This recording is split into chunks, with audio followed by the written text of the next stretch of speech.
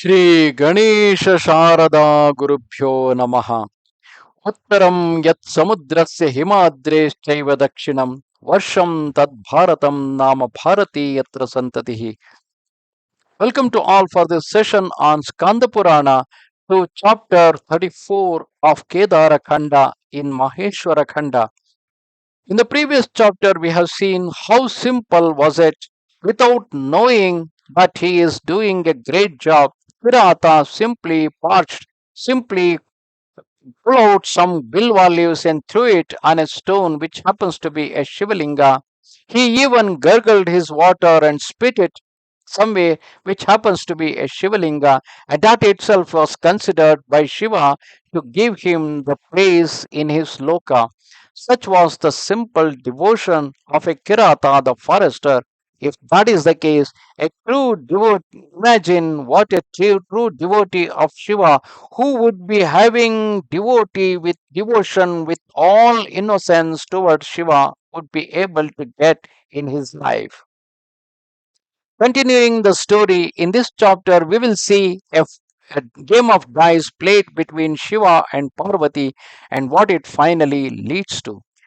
Lomasha said, "The Lord of the universe, the Lord of Devas, ruled the kingdom while dwelling on Kailasa, accompanied by many Ganas and in the company of great deity Veerbhadra.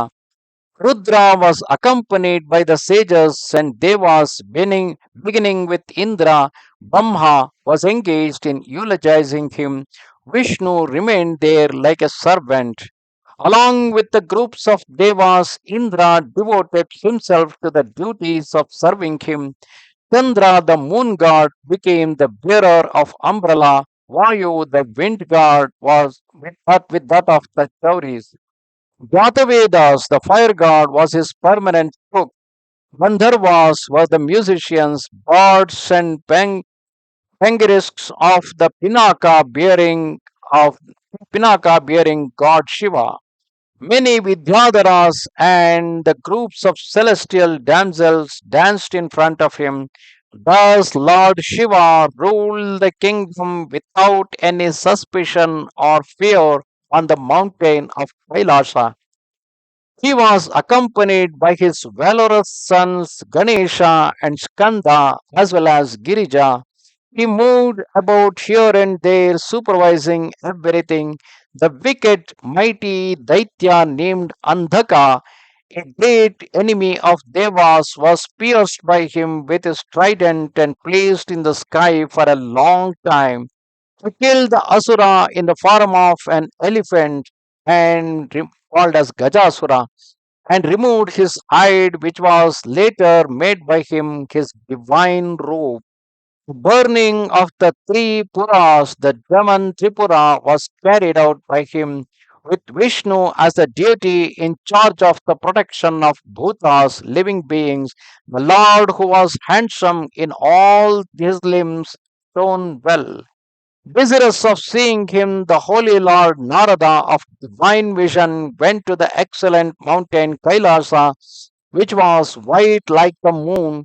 On seeing that highly powerful mountain served by the great Shuddha, means Ganga, the mountain that had very great wonderful features and was white like camphor, Narada was struck with wonder. He entered the Gandhamadana mountain.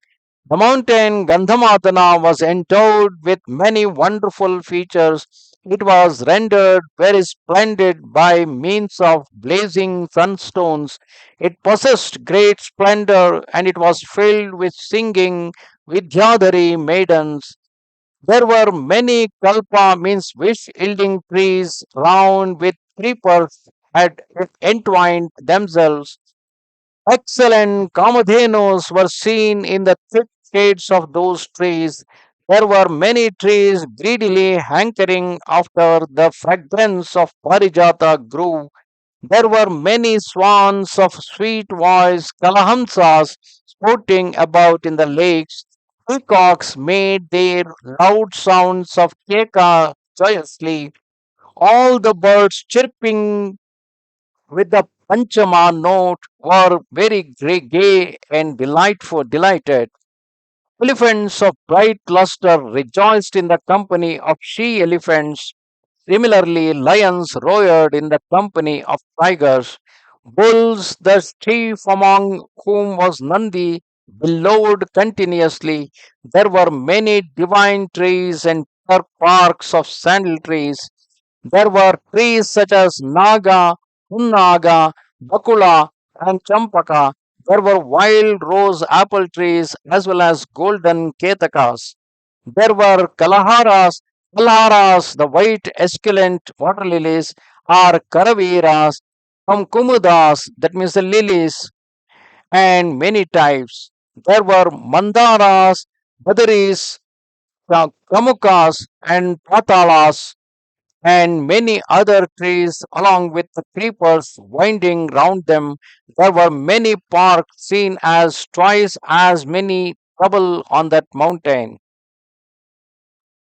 The wonderful flood of Ganga suddenly coming out of the sky fell on the top of that mountain. It appeared very splendid, a very plenty of waters whereby the universe becomes sanctified was also seen double by the noble souled Narada.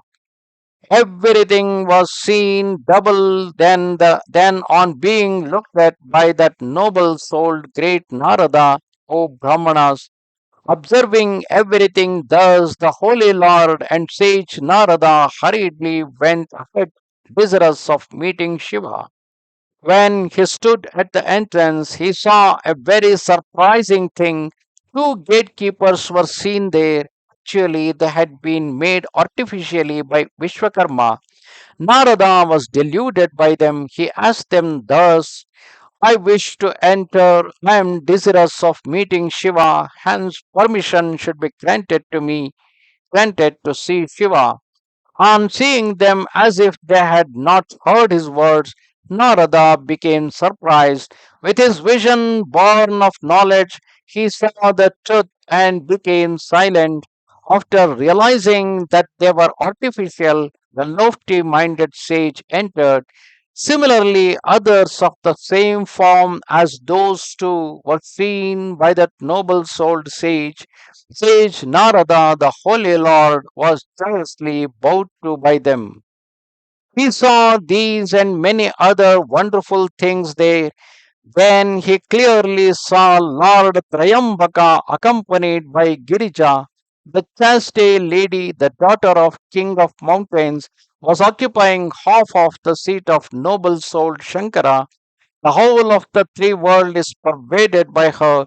The slender bodied young woman Gauri had sparkling bright eyes of great beauty. It was on account of her that Shambhu, the great Lord, was rendered worthy of being accepted. The Lord, who was really without any emotional aberrations or the vikaras, was made weak and imperfect through vikaras by her, that's by Girija. That goddess was seen by him as though joined to half of the body of Shiva. Similarly, Shambhu, the lord of the three worlds, was seen by Narada as being served by Suras and Asuras. The Lord had the luster of pure gold. His lotus like feet were served by Shankha, the excellent serpent. He was served by the following serpents: Dhritarashtra, Shaka in particular, great serpent Padma, and Shesha in particular. He was continuously served by other excellent serpents. Vasuki had become a necklace of great luster and was retained in the neck. Kambala and Ashwatara were his perpetual earrings. Other excellent serpents were ensconced at the root of his matted hair. He was covered by serpents of many colors and types. Shaka, Kulika, Shankha, Dhritarashtra of great luster, Padma, Dodhambha, Sudhambha, Karala, Bhishana, these and many other serpents formed parts of Hara, who was the most worthy of being worshipped in the three worlds. Some excellent serpents shone with a single hood, some had two hoods, some three hoods of great luster. Similarly, others had 4, 5, 6, 7, 8, 9, 10, 11, 12, 18, 19 hoods. Some serpents had 40 hoods, others 50, 60, 70, 80, 90, 100, 1000, 10,000, 100,000, and 100 million, 100 billion hoods. Those serpents with endless number of hoods are the serpents adorning Shiva as ornaments. All these were seen then by the noble soul Narada. All those serpents were endowed with learning and they possessed precious stones and jewels. They had unmeasured luster. They were highly refulgent as the ornament of the neck. This means the Lord Shiva's excessively beautiful matted hair was marked or adorned by the crescent moon. He shone well with his third eye in his forehead. Mahadeva had 5 faces. He had 10 arms, and his neck was dark in color like emerald. His broad chest was very beautiful. His hips were big. The highly great pair of feet of Rudra was extremely splendid. The matchless lotus like foot of Shambhu was seen by the sage Narada. It was resplendent and beautiful with its reddish tinge of the clouded dust. It was highly auspicious. It dispelled distress. It radiated masses of splendor. It was greater than the greatest. It was the seat and support of the graceful play of beauty. It was the cause of the increase of the happiness of all. The foot, the pair of feet of Shambhu was very holy. After seeing the Lord greater than the greatest, when he saw the greatest goddess Sati endowed with beauty and charm was splendid and fascinating. He shone with the greatest prosperity of the auspicious state of wifehood and blessedness.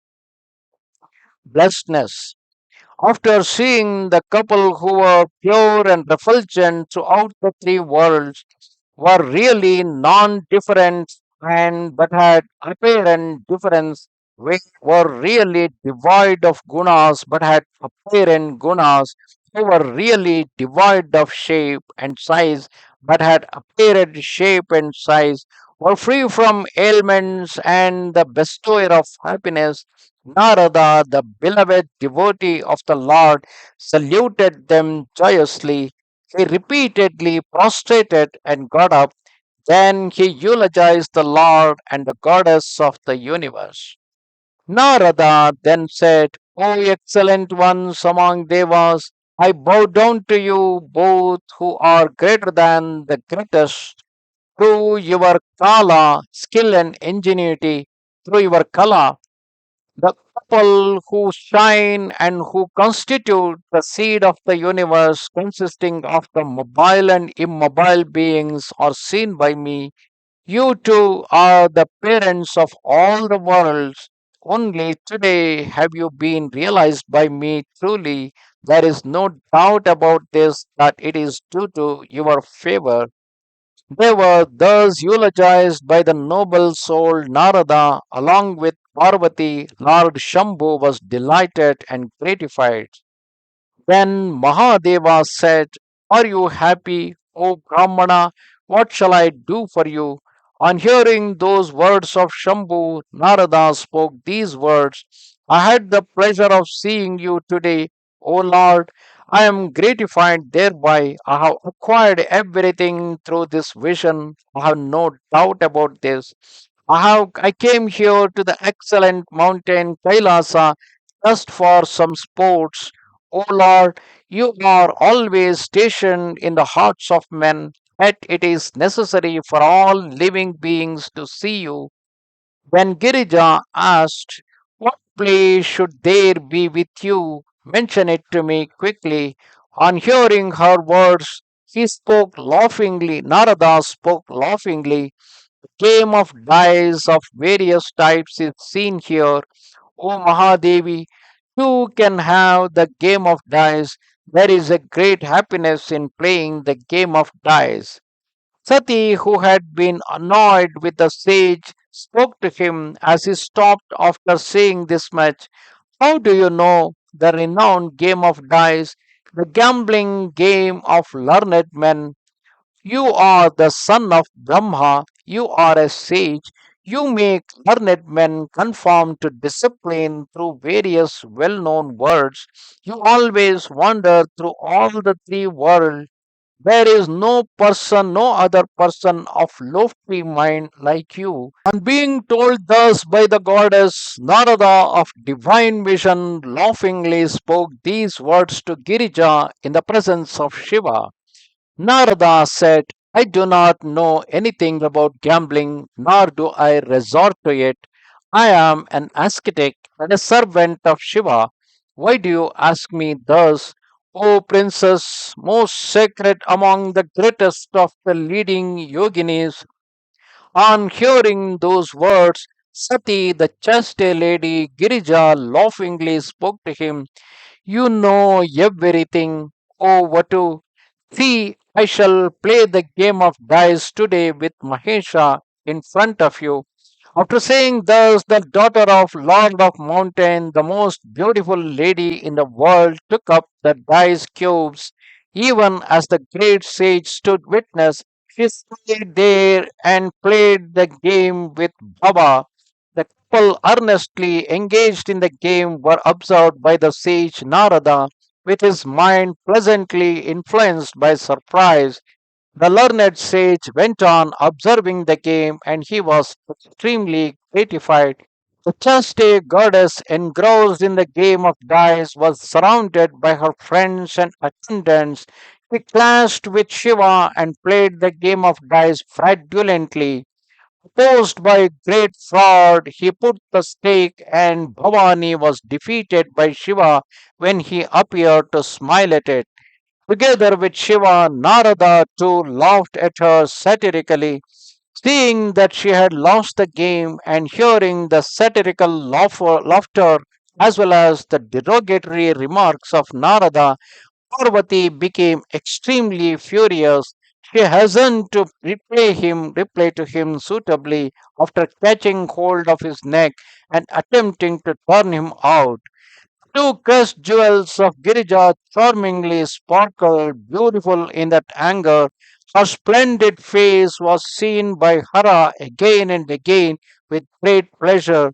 They then played the game of dice. Shankara, the benefactor of the world, was told by Girija, I have lost the game. The wager has been already given. It is not otherwise.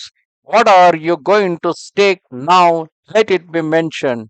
When the three eyed Lord spoke to Parvati, for your sake, O Bhavani, this great ornament is being offered as wager.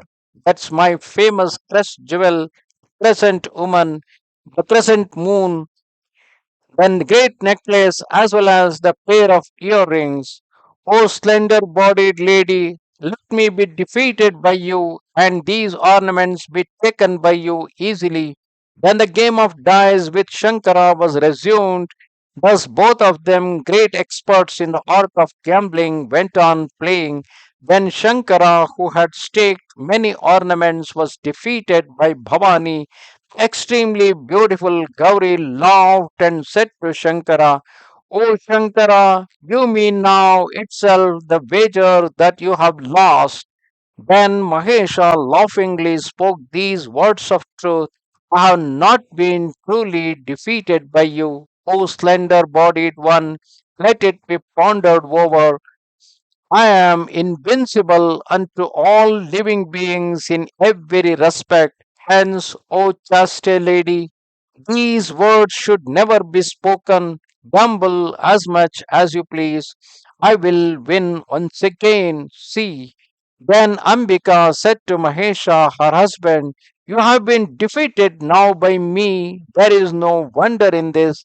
After saying thus, the lady of excellent face held Shambhu by the hand and said, O Shankara, you have been defeated.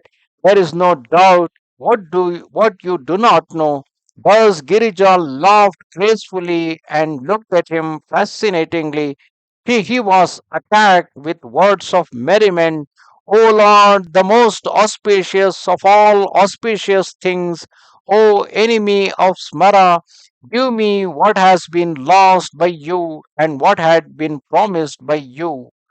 Shiva then said, I am invincible to you, O lady of wide eyes. There is no doubt about this. Let what had been said arrogantly be pondered over truly.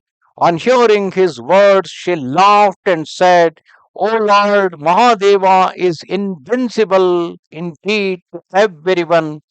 But by me alone you have been defeated in the game of dice. You do not know anything in regard to what should be done and what should not be done, as well as what was intended to be said. Thus the couple were engaged in argument. Narada, the excellent sage, laughingly spoke these words. Narada said, O lady, O lady with large eyes extending up to the ears, listening to a statement conducive to the auspiciousness of the universe, was this Lord the most excellent one among the great fortunate people defeated by you? Why do you utter lies? Mahadeva, the greatest father of Devas, is indeed unconquered. He is called Arupa, the formless, Surupa of beautiful form, or Rupatita, one who is beyond all forms. He is one and one alone. He is the supreme. He is the splendor of the luminous things. Shankara is the Lord of the three worlds. He is the immanent soul of the universe. He is the benefactor of the worlds. O goddess, how is he defeated by you? He cannot be defeated by anyone in all the three worlds. O lady of excellent face, you do not know Shiva because of your womanly nature and feelings. On being addressed thus by Narada, Parvati became excessively angry.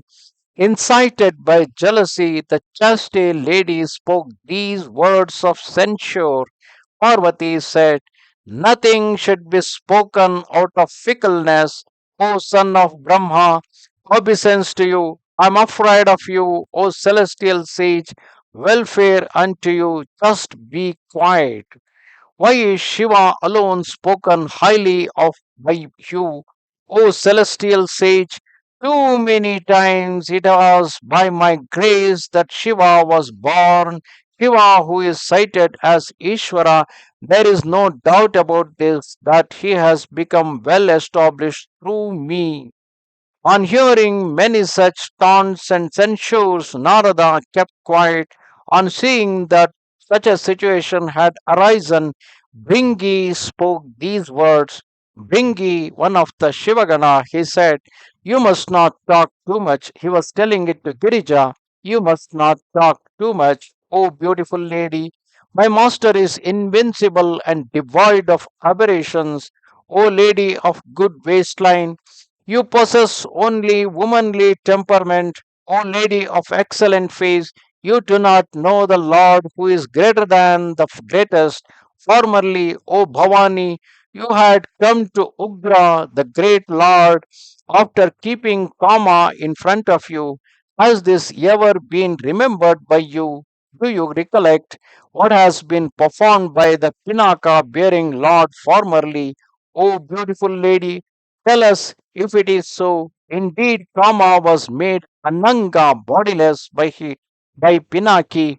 Shiva, park belonging to that mountain your father had been burned. It was after that Shiva, the supreme soul, the Lord greater than the greatest, was propitiated by you. On being told thus by Bringi, Girija became excessively angry. Even as Mahesha was listening, the infuriated lady spoke these words to Bringi. Parvati said, O Bringi, it is out of partiality that these words are spoken to me. You are a favorite of Shiva, O stupid one. Hence, you have this attitude of deference. I am of the nature of Shiva. O foolish one, Shiva is permanently stationed in me. How then would you use the words showing difference between Shiva and Shiva? That means Shiva and Parvati. Those words that bestow auspiciousness uttered by Parvati were heard by Bringi. Then the infuriated Bringi spoke to Parvati in the presence of Shiva. In the course of yajna of your father Daksha, the censure of Shiva was heard by you. Due to the hearing of what is displeasing and disquieting, the body was abandoned by you at the very same instant. O lady of splendor, slender body, what is done by you now out of excitement? Don't you know a person who censures Shiva? How are you born of the most excellent one among the mountains? O lady of excellent complexion, how are you subjected to the great distress? O lady of good waistline, you on account of severe penance now you do not have devotion combined with love for Shiva. You are a beloved of Shiva, O lady of slender limbs. Hence I am speaking thus to you. There is nothing greater than Shiva in all the three worlds. You must have devotion combined with love for Shiva. O lady of excellent complexion, you are a devotee. O great goddess, O most excellent one among highly fortunate ones, let him be served scrupulously, and he has been attained by you by means of penance. Shiva is the most excellent one. He is the Lord of all. You must not do otherwise. It behoves you not to do otherwise. On hearing Bringi's words, Girija spoke to him. Girija said, O Bringi, be quiet and steady, otherwise go away. You do not know what should be said and what should not be said. Why do you babble like a ghost? By which man or woman was Shiva brought here by means of penance? Who am I? Who is this as understood by you? You speak to me with attitude of deference. Who are you? By whom have you been united? Wherefore do you talk too much? I will curse you. What will Shiva do now? On being spoken to reproachfully by Bringi, the chaste lady then cursed, O stupid Bringi, O favorite one of Shankara, be devoid of flesh.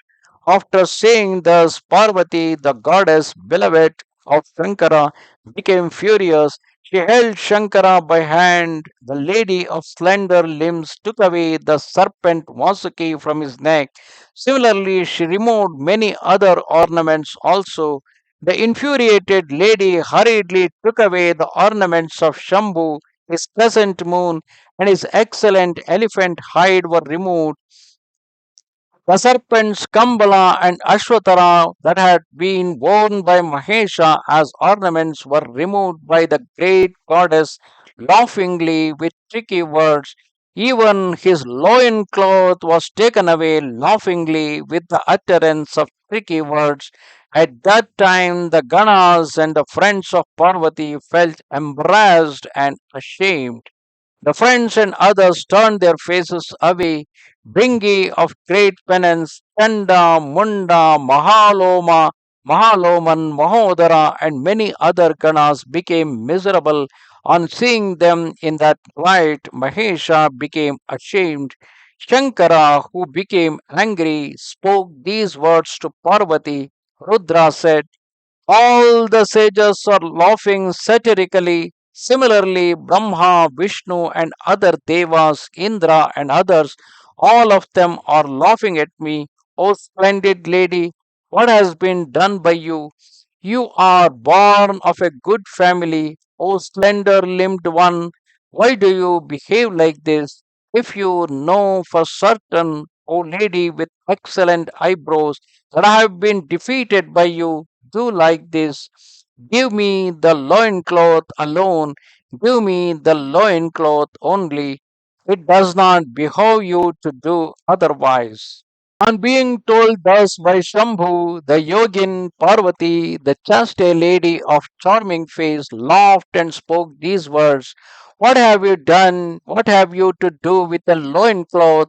You are a sage of sanctified soul. Some time back you wandered through Daruvana with the cardinal points alone for your garments. That is, you were completely naked at that time.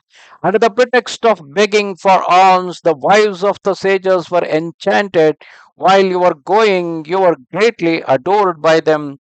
Your loincloth fell down there.